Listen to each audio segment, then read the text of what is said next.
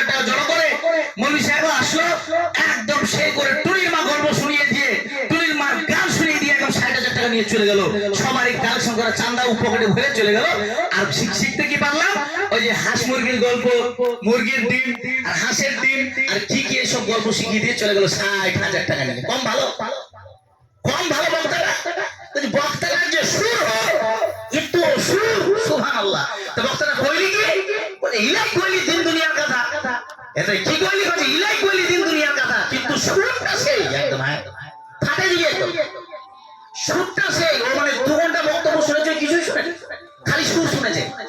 হ্যাঁ, কি বললো বক্তারা বললো কিছুই শুনেছে। সম্মানীয় উপস্থিতি, খুব মানে দুঃখজনক ব্যাপার। অথচ এই যে রমজান আসছে, এই যে এত বরকতময় একটা মাস, যার বরকত, যার রহমত, যার মর্যাদা মুখে বর্ণনা করা সম্ভব নয়। একজন মানুষ, একজন বক্তা নিজের রমজান সম্পর্কে সে যদি মানে খুতবা শেষ করে যায়, তবুও রমজানের যে মর্যাদা সেটা শেষ করতে পারবে। আচ্ছা বলেন তো, নবী মুহাম্মদ সাল্লাল্লাহু আলাইহি ওয়াসাল্লাম তিনি বাকি অন্যান্য মাসে কত ইবাদত করতেন ভাই? বলেন তো কত ইবাদত করতেন?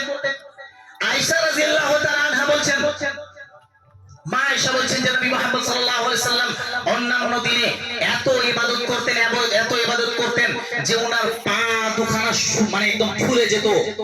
দাঁড়িয়ে থেকে থেকে শব্দ এসেছে তাওয়াররামাত কাদামাহু, নবী সাল্লাল্লাহু আলাইহি ওয়াসাল্লামের পা দুটো ফুলে যেত।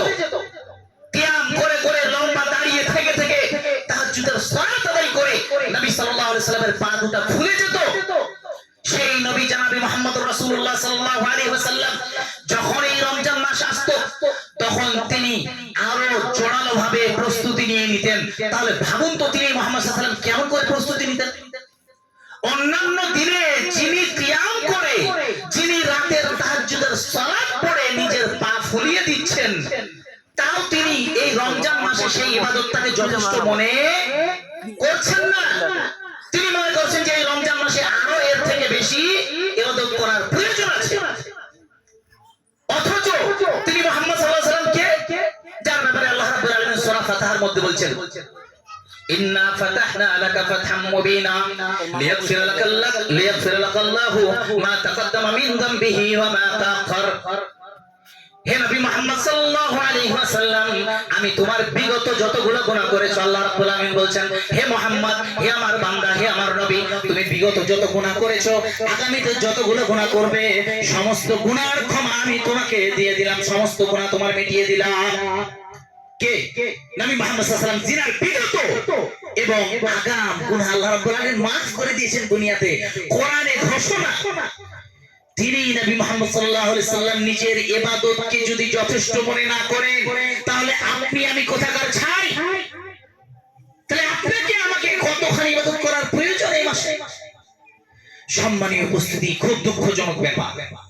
আল্লাহ রাব্বুল আলামিন সূরা বাকারার 183 নম্বর আয়াতে বলছেন, ইয়া আইয়ুহাল্লাযীনা আমানু কুতিবা আলাইকুমুস সিয়ামু কামা কুতিবা আলাল লাযীনা মিন ক্বাবলিকুম লাআল্লাকুম তাত্তাকুন। হে ঈমানদারেরা, যারা ঈমানের অধিকারী, যারা নিজের ঈমানের দাবি দাবা করো, নিজের ঈমানের দাবিদার হও, তোমরা শুনে রাখো, কান খুলে শুনে নাও, কুতিবা আলাইকুমুস সিয়াম, তোমার উপরে রোজাকে ফরজ করা হয়েছে, তোমাদের উপরে রোজাকে ফরজ করা হয়েছে, কামা কুতিবা আলাল লাযীনা মিন ক্বাবলিকুম, যেমন তোমাদের পূর্ববর্তী, তোমাদের বিগত কওমদের উপরে, বিগত জাতিদের উপরে, বিগত উম্মতদের উপরে ফরজ করা হয়েছিল। এটা নতুন কোন ইবাদত নয়, নতুন কোন পথ, নতুন কোন মত নয়, নতুন কোন তরিকা নয়, নতুন কোন পথ নয়। এটা এই ইবাদতটা তেমনি তোমার উপরে ফরজ করা হয়েছে, তেমনি তোমাদের উপরে ফরজ করা হয়েছে, যেমন বিগত লোকেদের উপরে, বিগত কওমদের উপরে ফরজ করা হয়েছিল। তারপরে তিনি বললেন যে লাআল্লাকুম তাত্তাকুন, এই রোজা কেন ফরজ করেছি? আসল উদ্দেশ্য আল্লাহ রাব্বুল আলামিন বললেন যে লাআল্লাকুম তাত্তাকুন, যেন তোমরা তাকওয়া, পরহেজগারিতা, আল্লাহর ভয়, আল্লাহর ভীতি নিজের অন্তরে জাগাতে পারো, নিজের অন্তরে তৈরি করতে পারো আল্লাহর ভয়।